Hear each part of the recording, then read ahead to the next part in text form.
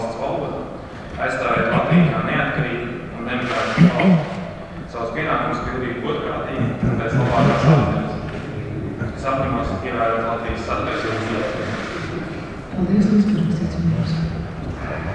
Iesniegums no deputāta Jāņa Mugura, pamatojoties uz 100 kārtības 4. pantu 2. daļas 2. punktu, paziņot par deputātu mandātu nolikšanu.